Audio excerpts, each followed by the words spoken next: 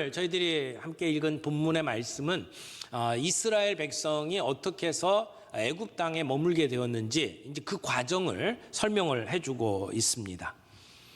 하나님께서 모든 형제들 먼저 요셉을 애굽에 보내시고 그래서 그곳에서 애굽의 총리가 되게 하셔서 이 기근의 때를 준비하게 하셨고 그래서 하나님의 백성들로 하여금 살아날 수 있는 길을 마련해 주셨다. 이것이 요셉이 자기의 인생을 해석하는 내용이었습니다.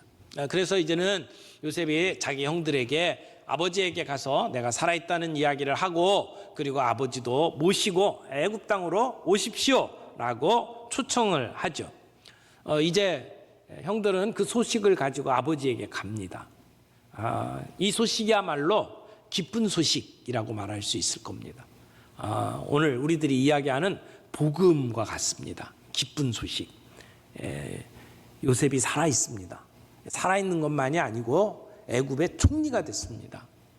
그리고 지금 우리 온 가족을 애굽으로 초청했습니다. 이게 그들이 가지고 가는 메시지의 내용이죠. 오늘 이 복음을 들고 아버지에게 가는 이 형제들의 모습, 이것을 보면 이 땅에서 우리가 전하는 복음의 내용이 무엇인지 그리고 복음을 전할 때에 우리에게 다가오는 어려움들이 무엇이 있고 그것을 어떻게 극복하면서 복음을 전해야 되는지 우리는 그 내용들을 좀 살펴볼 수 있다고 생각을 합니다. 이 말씀을 세 가지 관점에서 정리하겠습니다. 첫 번째는 야곱의 가정을 위해서 문을 연 대제국 애굽에 대해서 함께 살펴봅니다. 요셉이 이제 애굽에서 형들을 만났죠. 그곳에서 형들을 시험했어요. 형들의 마음속에 얼마나 뉘우침이 있는지 그리고 그들이 형제들을 얼마나 사랑하고 아버지를 얼마나 사랑하는지를 시험해보는 시간들을 가졌어요. 그래서 요셉은 그 일을 위해서 일을 만들고 스스로 연극을 했죠. 자기가 누군지를 밝히지는 않았습니다. 그런 다음에 그들의 속마음을 알게 된 요셉이 드디어 자기의 신분을 밝힙니다. 그리고 지금 내가 여기 있게 된 것은 하나님의 섭리에 의한 겁니다. 나를 애굽 땅으로 이렇게 팔아 넘긴 것이 형들일지 모르지만 하나님이 나를 이 애굽에 오도록 만드셨습니다. 그리고 우리 모든 가족들을 구원하기 위해서 하나님 나라 백성을 구원하기 위해서 하나님이 나를 먼저 이곳에 보내셨다라고 이야기를 하는 겁니다. 그러면서 이제 형들에게 부탁을 하죠. 아버지에게 가서 이 기쁜 소식을 전하고 아버지를 모시고 가라. 근데 이렇게 부탁하는 내용이 이 요셉의 요청이었죠. 요셉의 형들이 애굽에 왔다라고 하는 소식이 바로 왕에게 들렸습니다. 그런데 요셉과 형제들이 어떤 내용을 주고받았는지는 알 수가 없었을 거예요. 요셉이 자기의 정체를 드러낼 때에 모든 사람을 다 물리고 형제들하고만 만났어요. 거기서 울면서 자기의 정체를 밝혔죠. 그리고 형들이 이 요셉에게 왔다라고 하는 그 소식이 바로의 궁에 들리게 되었습니다. 요셉의 형제들이 왔다라고 하는 것을 바로와 그의 신하들이 아주 기뻐했어요. 지금까지 우리가 이렇게 흉년을 만났지만 버틸 수 있도록 만든 것이 바로 요셉 때문이다. 요셉에게 나름대로 은혜를 입었다라고 생각하는 사람들이기 때문에 요셉의 형제들이 왔다라고 하는 것을 기뻐했을 겁니다. 하지만 아마 요셉이 그 형제들과 만난 그 배경에 형들이 요셉을 팔아서 요셉이 노예로 애굽에 왔다라고 하는 이야기까지는 아마 얘기하지 않았을 것 같아요. 형제들 사이에 있었던 그 어두운 과거들 굳이 이야기해가지고 아마 그 내용을 바로가 알았더라면 그 야곱의 집을 얼마나 우습게 알겠습니까? 아마 저 집안은 콩가루 집안이구나 아마 이렇게 생각을 했을 것 같아요. 그래서 이 이야기를 쭉 정리를 하면서 그 형들이 팔아가지고 여기까지 온 이야기를 했을까라고 하는 궁금증이 생기기도 합니다.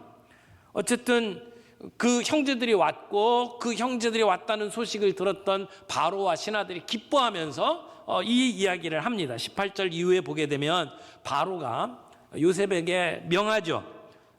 이제 너희 가족을 다 이끌고 와라. 이 애굽의 좋은 땅을 너에게 주겠다. 그리고 이 나라의 기름진 것을 너희가 먹을 것이다.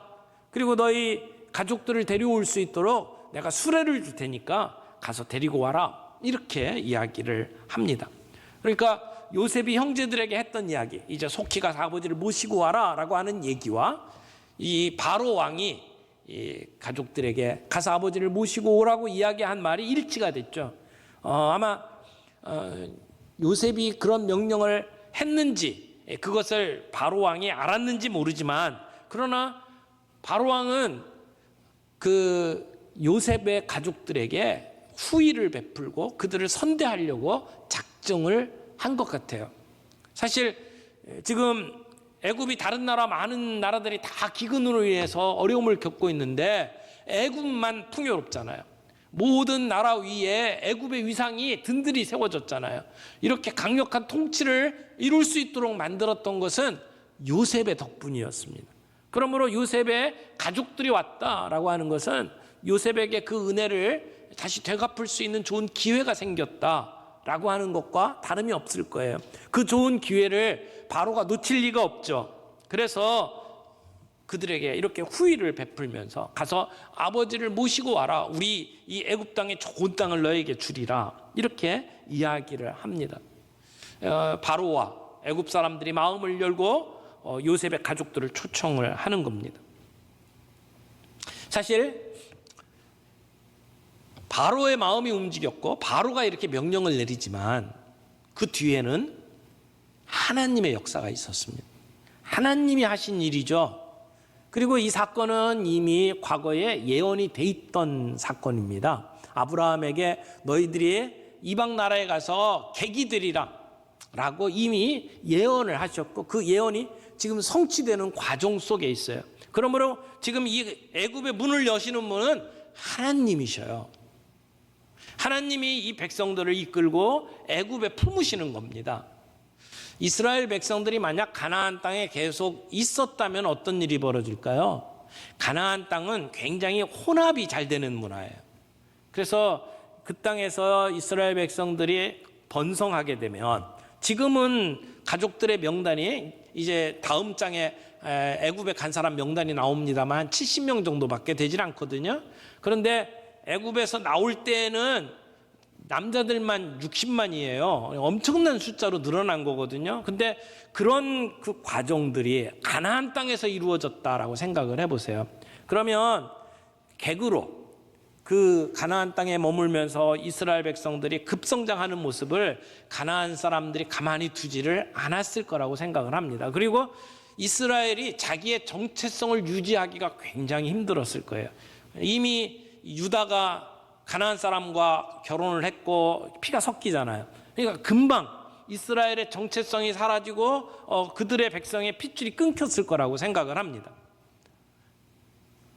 그런데 하나님께서 그들을 어디로 데리고 가셨어요? 애굽으로 데리고 갑니다. 근데 애굽은, 이 애굽 사람들은 이 히브리 사람들, 이 야곱의 가족들을 내려보는 사람들이에요. 그래서 요셉에게 형제들이 왔을 때에도 식사하는데 아예 그 사람들 자리를 따로 만들어줬어요. 밥도 같이 안 먹는 그러한 문화였습니다.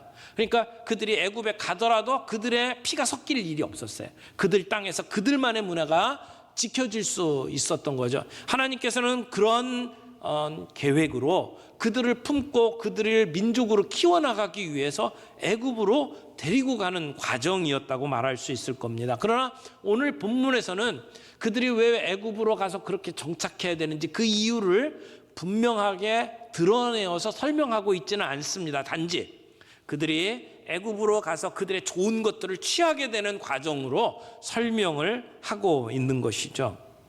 여러분, 가난, 기근, 너무나 힘든 시간을 보내고 있던 야곱의 가족들이 애굽으로 가서 평안하게 먹고 살 수 있도록 하나님이 만드셨다. 이건 풍요로 인도하시는 하나님의 은혜입니다. 줄인 자에게 먹을 것을 주시는 하나님의 은혜, 우는 자의 슬픔을 식사주시는 하나님의 은혜. 그래서 하나님께서는 이스라엘 백성들을 보호하시고 하나님의 나라를 세워가시기 위한 방편으로 지금 애굽으로 데리고 가시는 거예요. 예전에 아브라함이 애굽에 갔었죠. 그때는 하나님께 여쭈어보지도 않고 불신함으로 갔습니다. 그 땅에 기근이 일어났고 먹고 살기 위해서 애굽으로 건너갔어요. 가가지고 자기의 아내를 누이라고 속였죠. 이건 아브라함의 실수입니다. 그 다음에 이삭도 똑같은 일을 했죠. 똑같은 일을 했고 똑같은 실수를 했어요. 그리고 애굽에 가서 당하는 일들을 봅니다. 근데 지금 요셉을 통해서 야곱이 함께 애굽 땅에 가는 것은 실수로 가는 게 아니에요. 하나님의 약속에 따라서 가는 겁니다. 약속의 땅 가나안에서 얼마 동안 이스라엘 백성을 이렇게 품고 키우시기 위해서 약속의 땅 애굽으로 데리고 가시는 거예요. 여러분, 애굽으로 간다는 것 자체가 다 악한 게 아니에요. 야곱의 경우에 있어서는 이것은 하나님의 뜻이었어요. 하나님이 이스라엘 백성을 구원하기 위한 하나님의 방편이었어요. 거기에 순종하는 것이 하나님의 뜻입니다. 그러나 아브라함이 가난을 이기지 못하고 기근을 이기지 못하고 그리고 애굽 땅으로 건너갔던 것은 불신앙의 행동이었죠. 그리고 자기 아내를 누이라고 속인 것도 실수였습니다. 그러니까 똑같은 행동인 것 같지만 그것이 하나님의 뜻인지 아닌지를 분별할 수 있는 눈이 오늘 우리들에게 필요하다라고 하는 사실을 오늘 본문을 통해서 우리들이 알 수 있습니다. 두 번째, 우리들이 살펴볼 수 있는 것은 기쁜 소식을 전하는 형제들의 사명을 보게 되죠. 지금 이 형제들은 정말 기쁜 소식을 가지고 아버지 앞에 나아가게 됩니다. 그들이 전해야 될 소식을 정리를 해보면 죽었다고 생각했던 요셉이 살아있습니다 라고 하는 소식이에요. 얼마나 기쁜 소식입니까? 그런데 살아있을 뿐만 아니라 애굽에서 총리로 이 모든 기근을 지금 견뎌낼 수 있도록 지금 지휘하고 있습니다 라고 하는 메시지가 있고요. 또 하나의 중요한 메시지는 그 요셉과 바로가 우리 온 가족을 애굽으로 초청합니다 라고 하는 초대의 메시지를 전하는 것이 이 형들의 사명입니다. 이제 형들이 애굽에서 가나안 땅으로 가기요. 그래서 아버지에게 이 메시지를 전하고 그리고 그 가족들을 이끌고 애굽까지 모시고 오는 것이 그들의 사명이었습니다.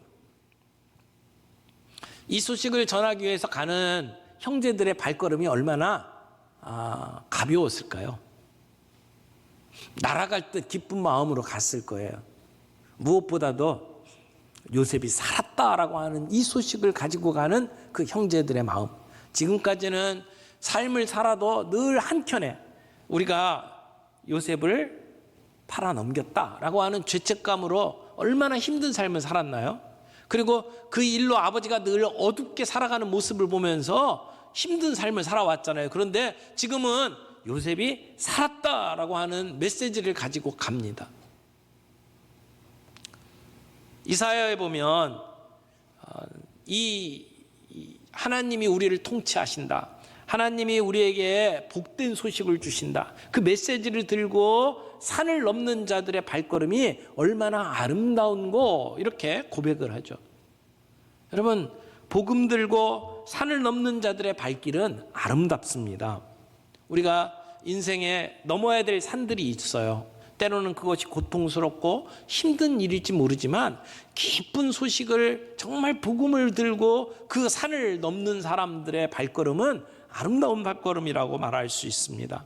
이들의 소식이 기쁜 소식일 수밖에 없는 것은 요셉이 살아있기 때문이에요. 여러분, 오늘도 우리가 기쁜 소식을 가지고 살아갑니다. 복음이라고 얘기하잖아요. 그 복음의 내용이 뭡니까? 예수 그리스도, 그분이 살아계신다는 겁니다. 예수님이 우리를 위해서 십자가에 못 박혀 죽으셨다가 살아나셨습니다. 오늘도 그 예수님 살아계십니다 라고 하는 메시지, 그게 우리의 복음입니다. 예수님 때문에 우리의 삶이 풍요로워지고 예수님 때문에 오늘 행복할 수 있는 것, 그게 기쁜 소식 아닙니까? 복음 아닙니까?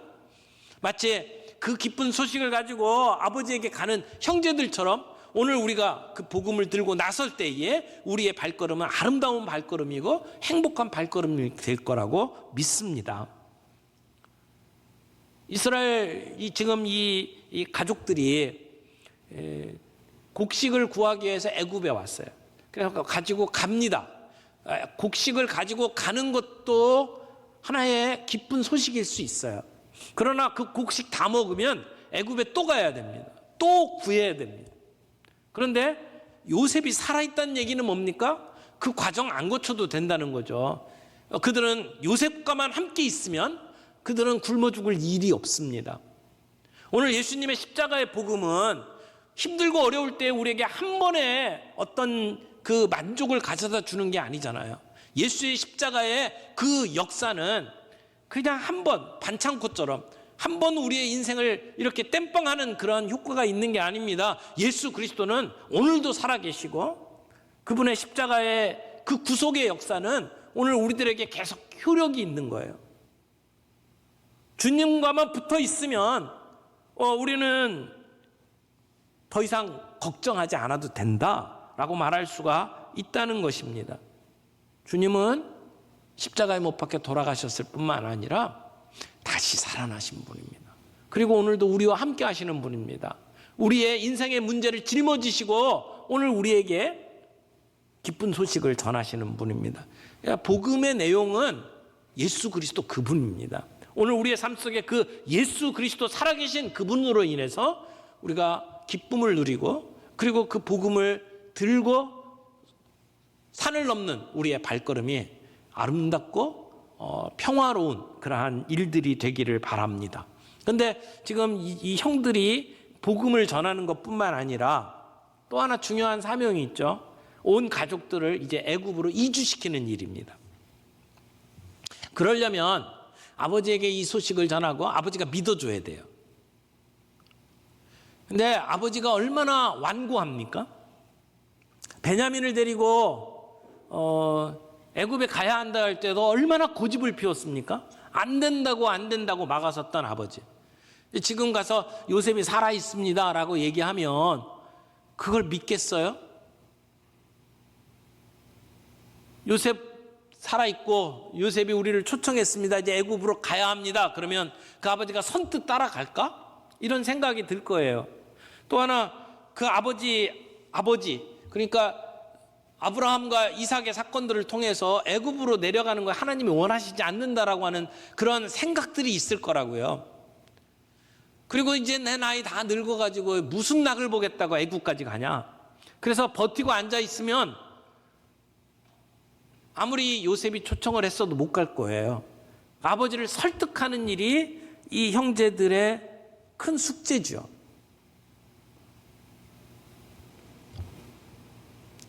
죽었던 아들이 살아난 거죠.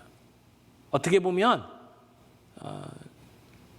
부활의 사건과 다름이 없다고 생각을 합니다. 죽었던 아들이 살아 돌아온 거예요. 아마 한쪽 구석에는 야곱의 마음속에 그게 있었을 것 같아요. 요셉이 꿈을 꾸고 난 다음에 형들하고 아버지 앞에 와서 얘기했잖아요. 하늘에 해와 달 그리고 별들이 나한테 절하더이다. 곡식단들이 나한테 절했다라고 하는 이야기를 했을 때에 아버지가 그걸 마음에 담아두었다고 이야기를 합니다. 그걸 기억을 하고 있는 거예요.